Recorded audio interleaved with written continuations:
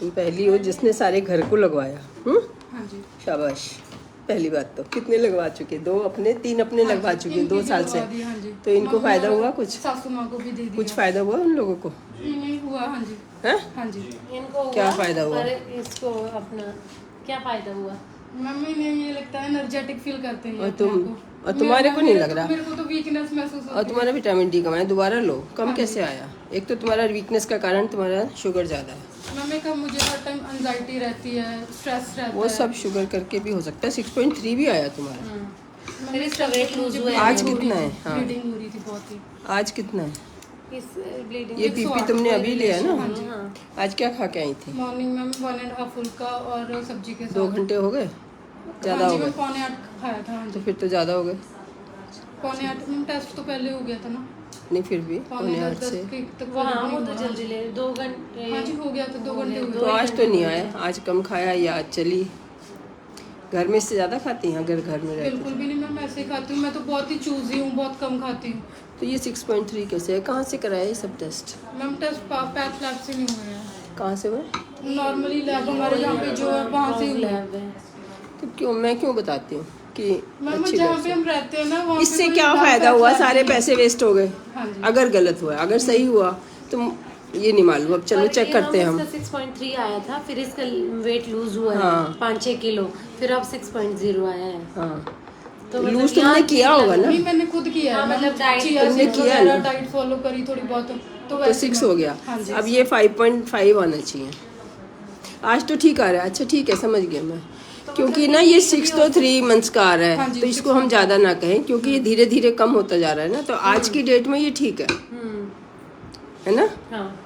क्योंकि 15 अप्रैल को जो आया, अच्छे से इस बारे में समझा देती हूँ कि जो HbA1c 3 महीने का आया, तो ये 15 जनवरी से 15 अप्रैल तक का आया। हाँ जी। 3 महीने का 6 आया। जो पिछले साल आया था वो 6.3 आया था। इसके बाद तुमने कंट्रोल करना शुरू किया, लेकिन बहुत ही मतलब मई से अब तक तो बिल्कुल ठीक हो जाना चाहिए था। 1 साल होने आया। जब तुम देख ही रही थी वीडियो, बात क्यों नहीं करी? मैम मेरे मैं को तो time मई नहीं- में तुमने अगर बताती तो तुम जून जुलाई में ही ठीक हो जाते। ढंग से मैम, ट्रीटमेंट इनकी होता जॉब पे था। यही इससे नहीं, चंडीगढ़ ऑनलाइन भी ठीक है। तो है। हाँ जी मैम, अभी मैंने नंबर ले लिया है। अब मैं ऑनलाइन ही ऑनलाइन ही दिखाओ, बल्कि ऑनलाइन ज़्यादा अच्छा देखा जाता है। हाँ जी।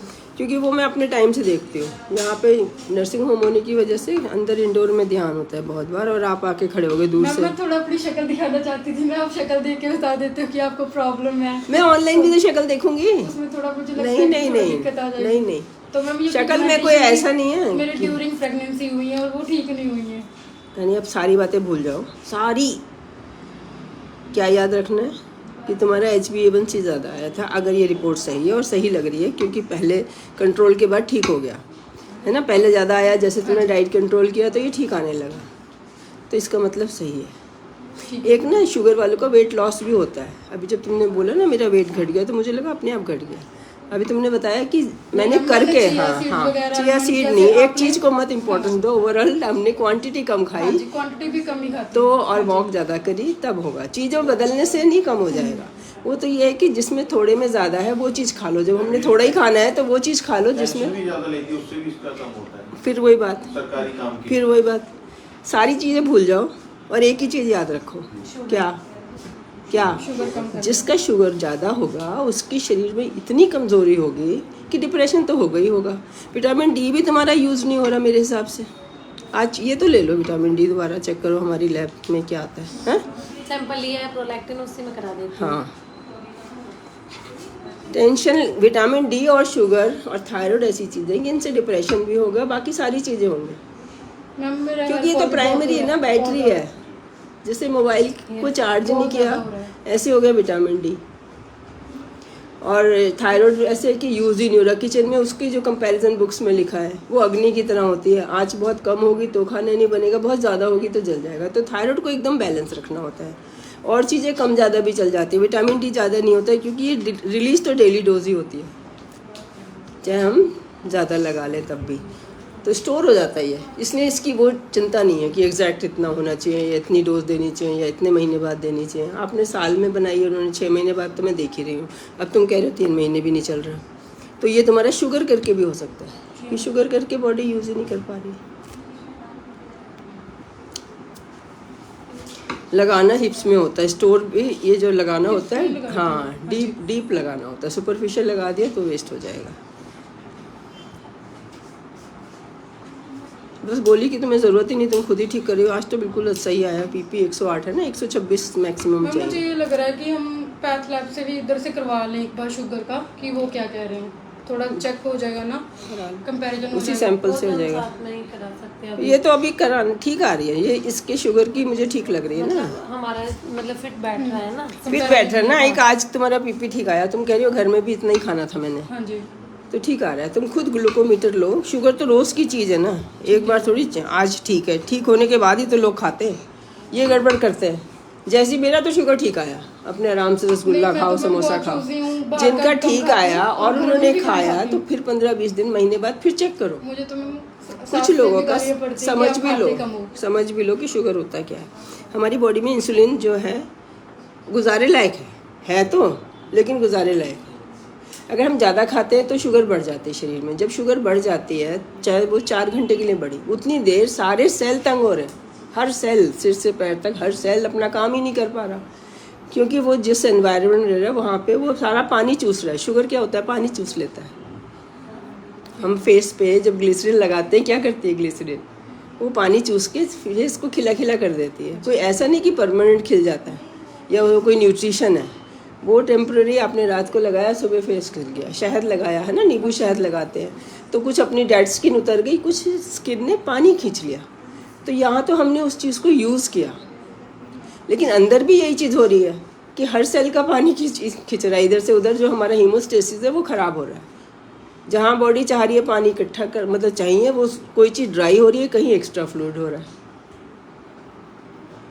इंसुलिन चाहिए होती है वो उसको कि एक्स्ट्रा अगर शुगर आ गया तो उसको स्टोर फैट की फॉर्म में कर ले, यूज़ करने के लिए। इंसुलिन तो चाहिए यूज़ करने के लिए, लिवर का काम है कि जो एक्स्ट्रा चीज़ है वो स्टोर कर ले। तो वो कन्वर्ट ही नहीं होगा, वो शुगर ही बनता रहेगा, टिश्यू ही नहीं यूज़ कर पाएगा। मतलब वो जो कन्वर्ट करने का सिस्टम है वो भी नहीं, अपना लिवर भी नहीं अपना काम कर पाएगा।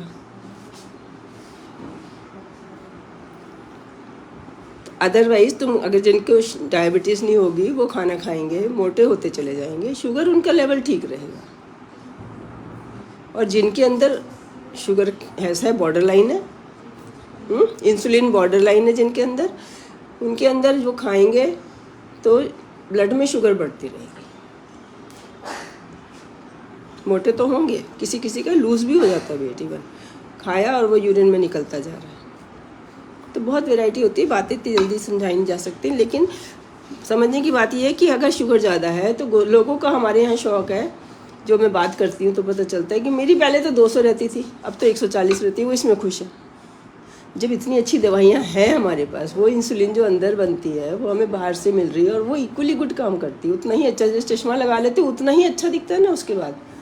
ये तो नहीं कि चश्मा लगाने वाले को थोड़ा सा 19 दिखता है बाकियों से, उतना ही अच्छा दिखता है। तो जब हमें पास उतनी अच्छी चीज़ है तो हम गुजारे लायक क्यों ठीक हुए? जब ठीक होने ही चले हैं, हमें पता चल ही गया है। तो अगर पहले 240 थी, पहले 180 थी, पहले 160 थी, अब 100 पे लेके आओ फास्टिंग, जैसे आप ले आए हो। अब इससे छाइयाँ भी ठीक होंगी, बाल भी ठीक होंगे, मूड भी ठीक होगा, टेंशन भी नहीं लेगी। जब मन खुश हो, जब ताकत होगी तो टेंशन क्यों लेगी? ऐसा क्या इस पे काम है? मैं गोली लिखने जा रही हूँ, कोई गोली की ज़रूरत ही नहीं है। प्रेगनेंसी अपने आप होगी, उसमें कोई ट्रीटमेंट की ज़रूरत नहीं है। आप अपना वही कैप्सूल लो। एक बस विटामिन डी का मुझे लग रहा है कि अगर कम है तो दोबारा लगवा लो। अगर 3-3 महीने बाद, तो अभी तक किसी को बोला नहीं लगाने के लिए। लास्ट वीक तो 1 हफ्ता तो लगता भी है इसको इफेक्ट आने में। और बच्चे को 4 साल के बच्चे को उठाना नहीं है आपने। ये 1 महीने की दवाई है, बंद नहीं कर देनी 1 महीने बाद। ये भी कन्फ्यूजन हो रहा है। जब तक यूरिन प्रेगनेंसी नहीं हो जाती खाते रहना है। एवरी वीक खानी है, क्या बोले? संडे खा लो, संडे खा लो। जैसे आ जाइए तो मैं संडे। प्रेगनेंसी नहीं होना तो हिंदुस्तान की बीमारी ही नहीं है, यहाँ तो परहेज रखते रखते हो जाती है ना। अगर यहाँ की इतनी पॉपुलेशन है तो इससे इम्प्रूव होता है। यहाँ पे फर्टिलिटी ज़्यादा है। बाय बोल दो।